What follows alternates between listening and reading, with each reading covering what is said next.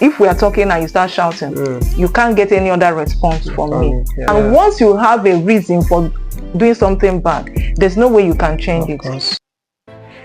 Hello everyone, welcome back to Telca Coaching Academy. Here we are committed to your personal development and of course your overall success. We started on an episode of red flags and we did a number of things. We started with what are red flags, then we talked about why do people neglect red flags, and here today we are going to deal with the third aspect, which is how do we handle red flag. Please welcome Pastor Rhema.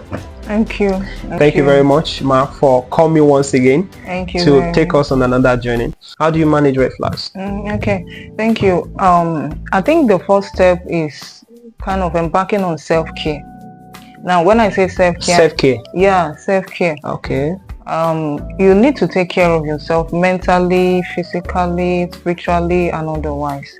Because when we were discussing why people neglect red flag, you see that most of these reasons why we neglect red flags is through nurture, something that you've grown up with, and then what the society tends to nurture you with, to work on your emotional intelligence, generally work on yourself and do things that will make you happy. Be around happy people and people that really value you. Stay around people that love you and people that accept you and people that brings out the best in you.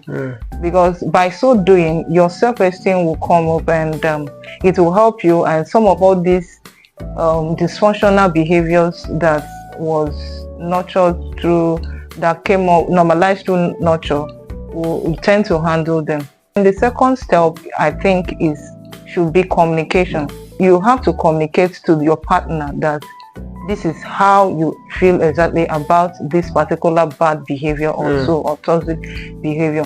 Because I discovered that sometimes, because of nurture, where people are coming from, their background, when they are having toxic behaviors like insecurity or a kind of controlling behavior and abusive behavior, they may not even know, because they are already used to this. So they may not even know that this is out of place.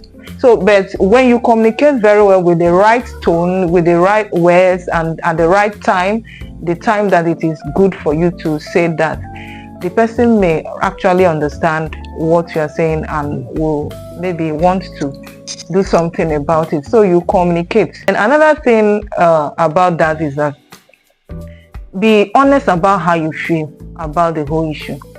Don't kind of suppress your feelings about it, because sometimes we see things that we don't like in a relationship and we suppress. Yes, after some time you will burst like a timing bomb because of the pile because you have piled it up. So you have to be honest with how you feel about it. Another step is setting boundaries and deal breakers. Deal breakers? Yeah. What's that? I'm hearing that. What do I mean? You know, you set boundaries. I don't shout, and because I don't shout when I talk to you, you are not supposed to shout. This is where when we are arguing or we are talking, this is where I don't get to. It's a boundary. It's like it's a non-negotiable. It's a non-negotiable or a deal breaker. A kind of, if you raise your voice at me, I will stop talking. It's a deal breaker. If you want me to talk, you don't have to raise your voice at me, or you don't hit me, or you don't hit the wall. I used to tell people, when you're in a relationship and you see that the lady or the guy, when he's or she's angry, he hits the table, hits anything, hit the wall and all that, you should know that it's a red flag already, because a day will come that he will not want to hit the table again. You will be the, or maybe the table is not available at that time. so you should set boundaries. You should set boundaries and deal breakers that when it gets to this, I don't go on with it. Not that I cannot go on with the relationship, but at that moment, like if we are talking and you start shouting, you can't get any other response from me. So when I do it and I maintain it, you will know that that's my deal breaker, that's my boundary. I don't go beyond it. So if you want to continue with this relationship or with this communication, you have to know that. So it's a very important thing, because what you neglect today, you are enforcing it for tomorrow. That's true. Okay. So another way we can handle it is talk to talk to somebody, a professional. Sometimes you see that you are under-equipped to handle some things. Maybe in your own life or in the life of your partner. You have to talk to a professional. Don't just think you can do something about it, or that the little you do about it is enough. So you have to talk to a professional. Then you also have to know when to leave. You have to know when to leave. When you have communicated, you have set your boundaries and all that, and the person is going on and on and on, you should know when to leave. When to leave for me may not be when to leave for you. So you should know when your mental health is at stake, when your physical security, your physical health is at stake. You should know when to leave. All right. From the things you've mentioned so far, can red flags actually be worked on? It's looking as if spotting the red flag is not an exit for you. It means there are processes, there are things you have to submit yourself to. Is it that there is a way you can manage red flag, shifting from red flag to green flag? Yeah, that's why I talked about communication. Like I said, some people, because of nurture, they may not even know that this behavior is toxic or healthy. So that's why you communicate. That's why you talk to a professional. You see, those are the things you do for the other partner. There are things you do for yourself. There are things you do for the other partner. Like having embarking on self-care is for you. Some other things you do, setting boundaries and deal breakers is for you. Somehow for the partner, because when it gets to that point, the partner will know that this thing is not really accepted here. So you do them because you want to see if this person, if you can influence change. Like I said, you don't change anybody, you influence the change. So that you see if you can influence the change. And I always say change is not just saying I will change. Change is number one, I acknowledge that this thing I'm doing is very, very wrong. Because some people, when like you see a man hit a woman, and when you are talking about it, you say she was very disrespectful. She was talking to me anyhow. Those are the reasons he's giving for doing that. And once you have a reason for doing something bad, there's no way you can change it. Because you are a mad man, should not make me a mad woman too. Do you understand?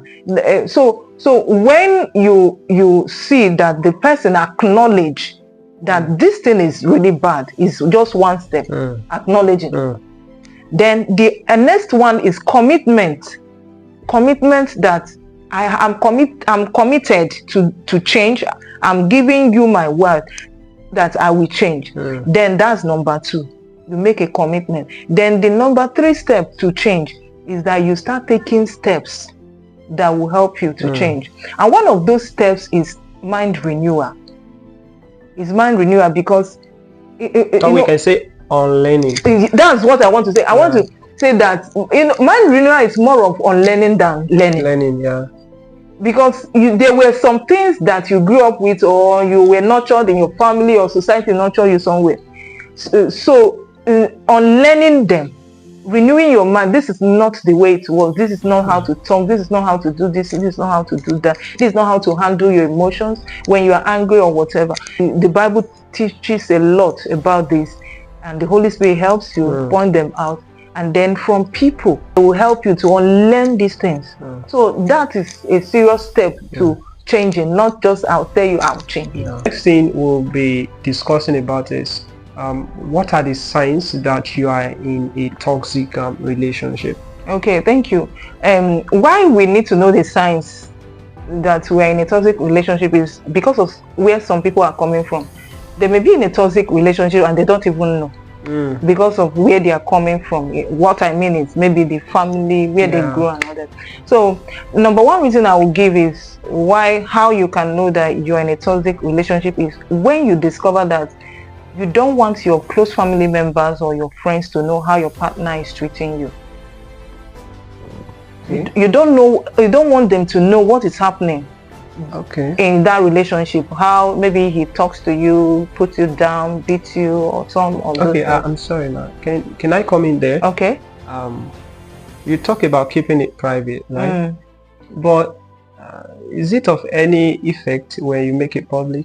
That the things you're going through in your relationship. You there are points in your life that at a stage that you need to. That's why I said your family members. Okay. Do you understand? There are times that let me say this. Most times it is better to look out for red flags before you go into marriage. When you are still courting, that's the time to look out for red flags.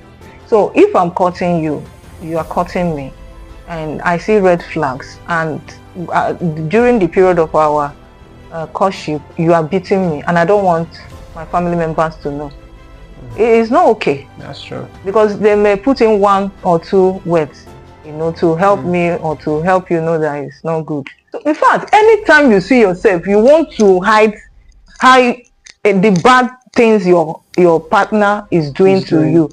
Most of the time to your family members, you know that is a toxic relationship. That thing is, when you see that in a relationship you are the only one giving, kind of the sacrifice is one-sided.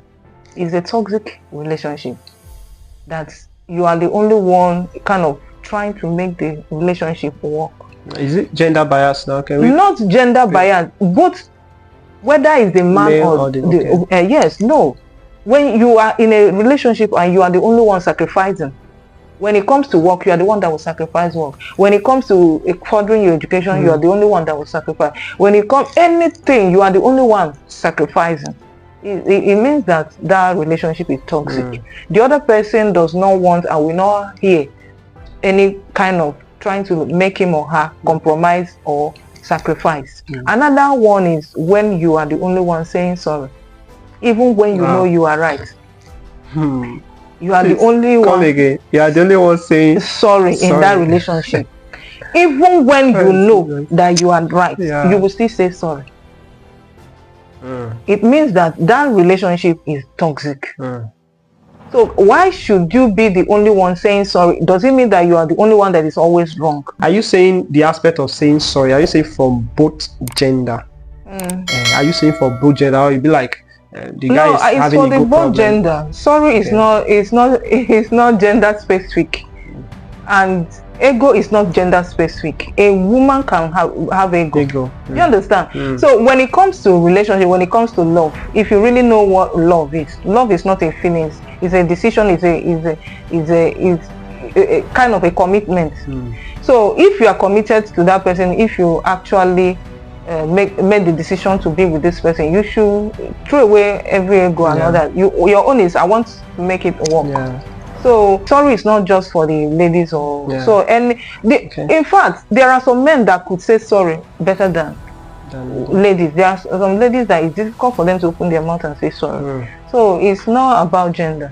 And another sign that you're in a toxic relationship is when you are not there, the person does not feel your absence. Does not, like now you can travel for 2 weeks, 3 weeks, the person is not calling you, is not checking up on you, is not, or maybe you say let's give this thing a break, and the person is not worried about it. It's not bothered. It means that relationship is somehow toxic. So when you see that, you know that this relationship, because you were never there. If when you are not there, the person is not missing you, that means you were never there for as long as far as you you date yourself. It just keeps away. And again, I discovered that when you're in a toxic relationship, you start acting out of character.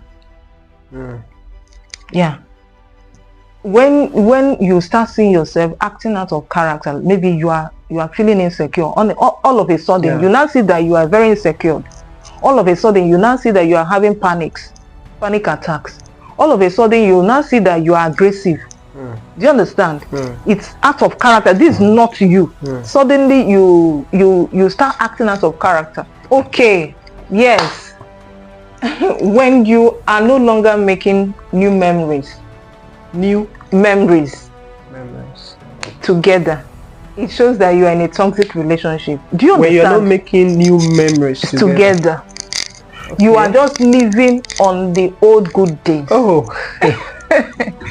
I remember when we used to. I remember when we used to. I remember when we Past glory. You know, you are not making new memories together. It shows that relationship Something is dying. Yes. Okay, guys, thank you very much for sticking through to this episode. I'm sure you got value for the time you've invested so far. In our next episode, we'll be looking at how to handle rejection when you say no. How do you deal? Yeah, that's what we're going to handle in the next episode. Remember, if you've not subscribed to this channel, click on the subscribe button and smash the notification bell so you get notified anytime we drop our subsequent episodes. Until then, have a wonderful time.